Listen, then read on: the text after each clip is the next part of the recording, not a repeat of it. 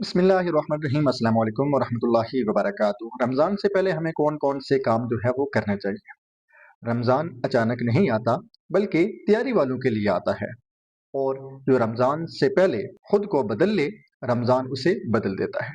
रमज़ान से पहले हमें कौन कौन से काम करने चाहिए। नंबर वन, सबसे पहले हमें नीयत करनी चाहिए, अच्छी नीयत। और ये अहद करना चाहिए कि ये वाला रमज़ान पिछले रमज़ान से ज़्यादा इबादत और रियाजत में गुजरेगा, क्योंकि अमाल का दारोमदार नीयत के ऊपर है। इन्नमल आमालु बिन्नियाती, नीयत खालिस होनी चाहिए कि अल्लाह ताला की खास रज़ा हासिल करने के लिए रमज़ान में इबादत और रियाजत करेंगे। द सेकंड नंबर, अभी से भूखा रहने की कोशिश करें, क्योंकि अभी फ़िलहाल इंसान के मन में जो कुछ आता है या जिस चीज़ की तलब होती है वो फ़ौरन से खा लेता है। लेकिन रमज़ान में क्योंकि हमें भूखा प्यासा रहना है, तो इसलिए अभी से जो है वो इसकी तैयारी स्टार्ट कर दें और अपने नफ्स पर कंट्रोल करने की कोशिश करें। और नंबर थ्री, सिगरेट और नस्वार, इस चीज़ से अभी से जो है वो इज्तनाब करना शुरू कर दें, ताकि ये चीज़ आपको रमज़ान में तंग ना करे।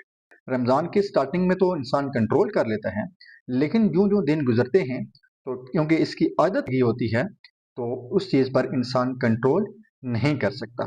तो अभी से रमज़ान की तैयारी स्टार्ट कर दें। नंबर फोर, कुरान से ताल्लुक़ मजबूत करें।